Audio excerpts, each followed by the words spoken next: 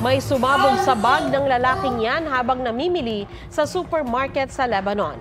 Sabi ng isang opisyal ng grupong Hezbollah, may nagpasabog ng mga pager sa gitna ng pakikipaglaban sa Israel.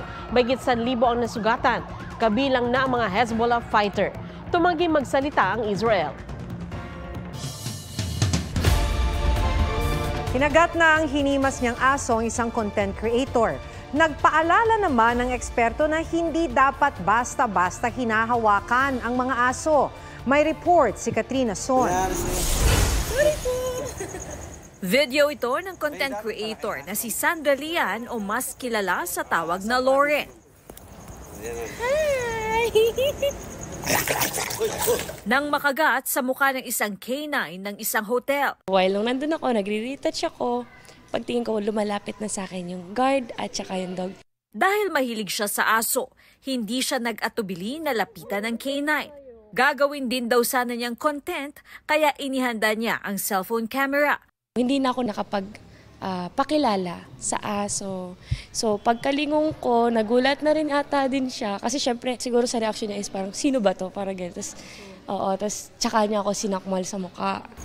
Bukod sa mukha, nakagat din siya sa kamay. Aminado si Lauren na mali ang ginawa niya at posibleng nagulat o na-threaten sa kanya ang aso.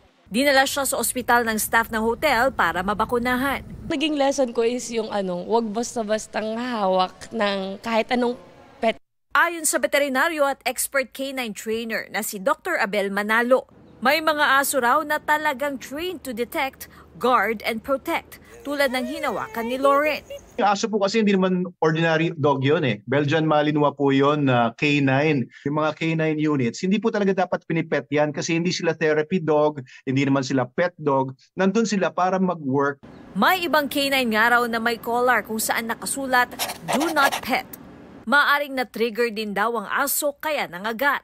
Baka yung taas ng frequency ng boses ng babae nung lumapit na siya or masyadong dumikit yung babae. May mga senyales rin daw na posibleng maging agresibo ang aso, ano man ang breed nito, tulad ng kapag naninigas ang katawan nito o hindi komportable, kung ang tenga ay nakadapa, hindi mapakali at nakatupi ang buntot. Lagi ring tandaan na hindi dapat basta-basta hinahawakan ang mga aso.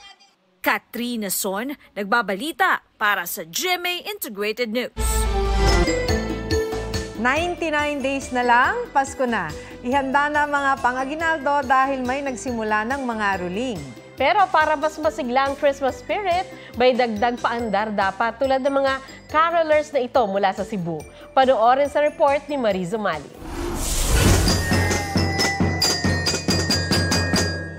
Bandang datingan at banda rito, banda roon man, inyong tahanan o kahit tindahan, tiyak bubuksan. Christmas na nga! Sa kalsada ng Cebu City, may binansagang Esmagol Boys na nauna ng mga ruling. Drums at xylophone ang bitbit ni na James, Christian at John Lloyd. Ito ang kanilang naging paraan para mas lively raw ang tugtugan. Siyempre, level up din ang kanilang natatanggap. Sa gatos, mga abot o mga kalibo kapin. Ang kanilang kita, iipunin daw nila para sa kanilang grupo. Kaya para mo i-build up ang instrumento ba? Magpondo, may fans, may niya. Mariz Umali nagbabalita para sa GMA Integrated News.